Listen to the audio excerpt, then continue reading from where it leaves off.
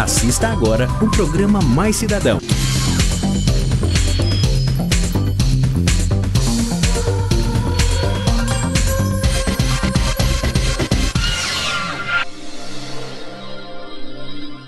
Olá, boa tarde. Sejam bem-vindos ao programa Mais Cidadão. Hoje vamos falar sobre um assunto que preocupa o mundo todo. O aumento do consumo das drogas sintéticas, hoje muito utilizadas no Brasil e no mundo, são consideradas pelo Escritório da ONU de Combate ao Crime e às Drogas como o inimigo público número 1. Exemplos não faltam para comprovar isso. Ao contrário das drogas tradicionais, feitas à base de plantas, as drogas sintéticas são elaboradas com produtos químicos facilmente obtidos em laboratórios improvisados. Por isso o combate acaba sendo muito mais difícil. Você vai acompanhar agora uma entrevista com o especialista Rafael Lanaro, farmacêutico responsável pelo Centro de Controle de Intoxicação da Unicamp, que vai falar sobre os perigos e riscos dessas drogas. Vai conhecer também o importante trabalho desenvolvido pelos Narcóticos Anônimos, que ajudam na recuperação de dependentes químicos. E ainda vamos mostrar as principais tendências em cores de cabelos deste inverno, em um desfile que aconteceu no salão do talentoso profissional Aguinaldo. Vale a pena conferir. Acompanhe agora a entrevista sobre as drogas sintéticas e os problemas que elas podem causar. Nos anos 50, apenas marginais fumavam maconha. A burguesia endinheirada, jamais. Com o movimento hippie dos anos 60, a maconha se tornou a droga preferida pela juventude. Os primeiros a aderirem foram os universitários e os intelectuais. Tradicionalmente mais cara, a cocaína foi considerada exclusiva dos mais abastados até o fim dos anos 70. Aos poucos foi sendo popularizada e utilizada de maneira injetável. Com o aparecimento da AIDS, a cocaína foi rapidamente substituída pelo crack, preparação mais barata que eliminava seringas. Hoje, o aumento do consumo das drogas sintéticas fabricadas em laboratórios é considerado pelo Escritório da ONU de Combate ao Crime e às Drogas como o inimigo público número 1 e vem devastando a vida de muita gente de todas as classes sociais. Quando a gente fala em intoxicação, quais são os casos que você recebe aqui? Como é que são os encaminhamentos? Quais são os efeitos principais que as drogas têm causado na nossa juventude, nas nossas famílias? Como é que tem sido esse trabalho? Tem casos graves de intoxicação por drogas de abuso, onde o indivíduo é encontrado muitas vezes numa festa ou encontrado numa via pública, desacordado, sem histórico algum. Então ele é encaminhado pela equipe do SAMU, equipe de emergência, até o pronto-socorro, onde os clínicos eles fazem uma anamnese inicial, ou seja, uma avaliação clínica minuciosa, frequência cardíaca, respiratória, pupila, exames clínicos laboratoriais e depois aqui no laboratório do Centro de Controle de Intoxicações a gente faz a questão da análise de drogas, para a gente identificar qual a droga que esse usuário consumiu, muitas vezes qual a quantidade, se isso pode estar relacionado com a clínica do paciente ou não. E quais são as principais drogas hoje que as pessoas estão consumindo e que acabam afetando drasticamente a sua saúde? O grande campeão de consumo hoje em dia é maconha, ainda é a droga mais consumida e traficada no mundo inteiro, mas a importância clínica é a cocaína. Cada vez mais a gente vê que a potência da cocaína está aumentando, pureza de 80% a 90% da cocaína, os seus adulterantes, seus contaminantes, certo? E o que vem chamando a atenção nos últimos anos é a grande quantidade de jovens que estão consumindo drogas sintéticas. Sim. Que são drogas que são vinculadas a festas de danceterias ou a festas do tipo rave. Sim. Tá? Então, essas drogas, elas estão um grande problema para tratar o paciente intoxicado, porque muitas vezes nós não sabemos o que tem nessa droga. Ao contrário da cocaína, que você conhece a cocaína, sabe que tem quanto tem nessa droga, certo? Então você já tem esses efeitos em pacientes intoxicados. Ao contrário das drogas sintéticas, que muitas vezes o usuário relata ter consumido vários comprimidos de diferentes cores em associação com álcool ou associação com outras drogas. Sim. E que isso gera um quadro clínico muitas vezes ainda não clássico, não característico frente ao que a gente trata aqui no dia a dia. Muitas vezes a pessoa pode já dar entrada em parada cardíaca, ou uma frequência cardíaca de 180, 170 batimentos, quadro neurológico, às vezes em convulsão. Sim. Também tem a questão de contração muscular involuntárias, que que a gente pode também ter um problema nesses casos. No caso do êxtase, por exemplo, o indivíduo perde muito eletrólito. Frente a isso, você tem a questão não somente da droga ter ação no sistema nervoso central, mas a questão da droga e o ambiente onde ela é consumida. Sim. Então, por exemplo, um usuário de êxtase numa festa rave que dura ali 2, 3 dias, o que vai acontecer? É uma droga estimulante e alucinógena. A festa, ela proporciona esses efeitos. Com o quê? Com um som tipo bate-estaca, mistura de luzes, de cores, de sons, isso provoca alucinações. Então o indivíduo com o uso da droga e o ambiente propício, ele vai ter um esforço físico surpreendente.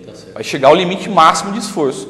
Aí ele vai ter perda de eletrólitos, vai ter aumento da temperatura corpórea, então ele pode ter uma hipertermia fulminante. Hipertermia significa, explica para os aumento de temperatura corpórea. Chega, a gente tem casos de febre, 38, 39 graus, né? Em casos de êxtase, por exemplo, a gente chega, relatos de literatura, 40, 41 graus. Ah, entendi. Então ele tem uma hipertermia fulminante muitas vezes. Tá certo. E o que vocês fazem quando vem esses casos? O que a Unicamp faz aqui no Hospital das Clínicas para recuperar essas pessoas? Primeiramente, tem esse tratamento agudo, que a gente vai salvar a vida desse paciente naquele momento, onde ele está com uma intoxicação aguda, está numa superdosagem, que é popularmente conhecido como overdose. E depois, esse paciente, geralmente, ele é encaminhado para o serviço de psiquiatria e psicologia do hospital, onde ele vai ter um acompanhamento psicológico, psiquiátrico, para tentar controlar essa dependência, porque esse paciente, muitas vezes, ele se torna dependente. E que isso leva a lesões hepáticas, porque na grande maioria das drogas, sempre o fígado é o principal órgão de metabolização. Então, o grau de lesão varia de droga para droga, mas, assim, de uma forma geral, o fígado é o principal órgão lesionado. Então, porque ele sofre para metabolizar a substância, ou mistura de substâncias, o rim também sofre muito. E a longo prazo a gente tem, dependendo do tipo da droga, obviamente, você tem a degeneração de neurônios. Então ele pode ter a deficiência no aprendizado motor, de coordenação, ou até mesmo de controle de movimentos do seu próprio corpo.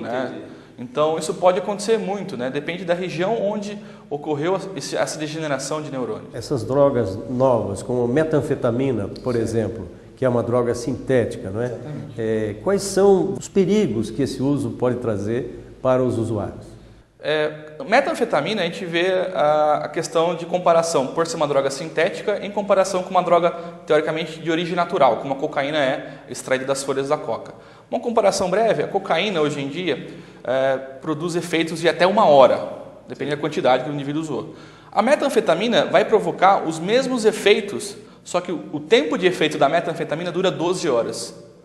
A cocaína dura 1 hora, o crack até menos, 30 minutos, 40 minutos. São drogas de origem sintética, a partir de laboratório, onde você tem precursores, muitas vezes medicamentos, ou até mesmo temperos de comida, que são utilizados como precursores para sintetizar essa nova droga.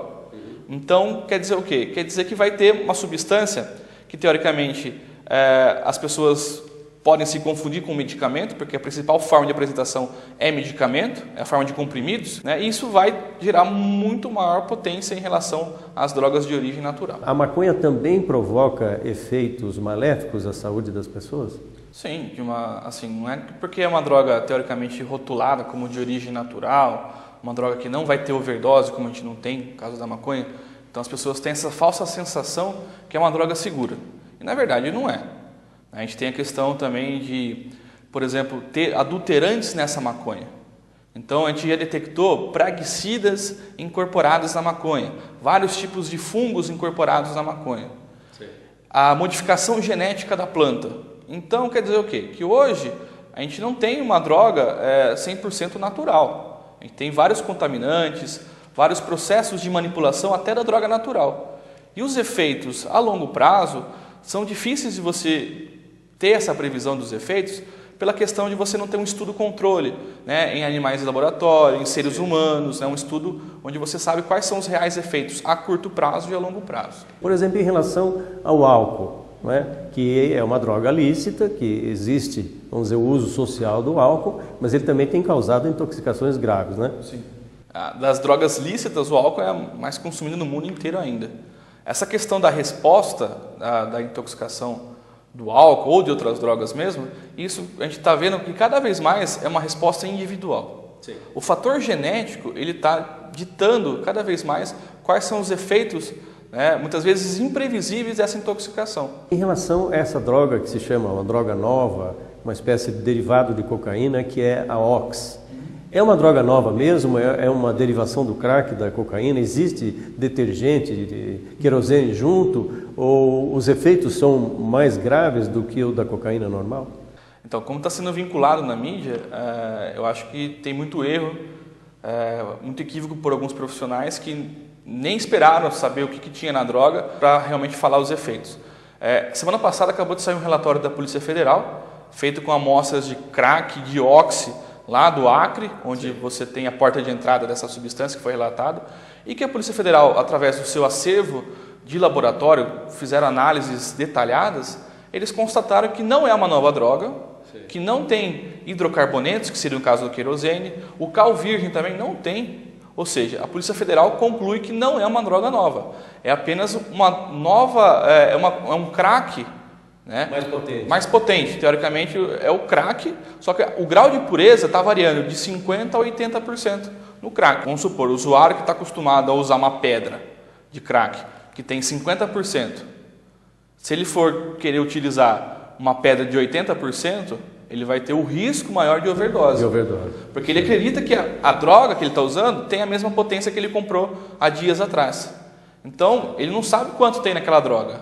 E isso é muito discrepante.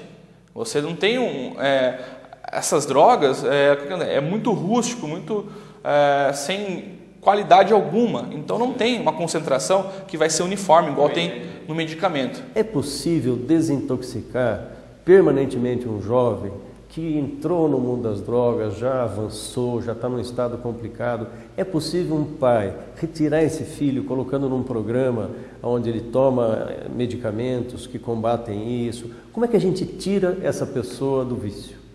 Então, primeiramente, aquela questão leiga que as pessoas falam, você tem que experimentar a droga para saber qual que é o efeito, para ver se você vai querer usar ou não, isso é lenda. A questão de eu vou experimentar para ver qual que é o efeito, que não vai acontecer nada. A gente já pegou vários casos onde jovens de 16, 17 anos, que aos pais saírem de casa, irem viajar, usaram a droga pela primeira vez e tiveram uma superdosagem e que morreram. Então essa questão de experimentar para saber o efeito, isso é lenda. A pessoa pode morrer na primeira vez que usa a droga. Eu entendi. Certo? Agora a questão do tratamento, o que acontece? Primeiro a gente tem que ter um apoio muito grande em casa, por parte dos pais, e contar com uma equipe profissional muito extensa, que vai contar com médicos, com psicólogos, com outros profissionais, né, terapeutas ocupacionais, farmacêuticos, enfim, uma ampla quantidade de profissionais para dar esse apoio ao jovem. Certo. Mas primeiramente tem que ter o quê? A vontade da pessoa em querer sair da droga. O apoio em casa também é fundamental. Que mensagem você daria para as autoridades, para as famílias, para os jovens de uma forma geral, acerca dos quadros graves que você recebe? A primeira informação que eu gostaria de passar é que o traficante não é amigo de ninguém, que o traficante está preocupado apenas com o lucro pessoal. Então, o que acontece? Ele vai colocar o que ele tiver na sua frente, na droga, para ganhar maior volume, ganhar maior quantidade de dinheiro. Ou seja, é uma substância tóxica, isso faz mal para a população, para a pessoa, né? Isso vai ser uma experiência, que os jovens relatam, uma experiência no momento, mas que isso vai destruir a vida da pessoa. Então, tentar tomar cuidado nesses paradigmas de sociedade que tem que experimentar para saber o efeito, para você fazer parte de uma roda social, para se incluir num grupo, né? Procure encontrar pessoas que te façam bem naturalmente, né?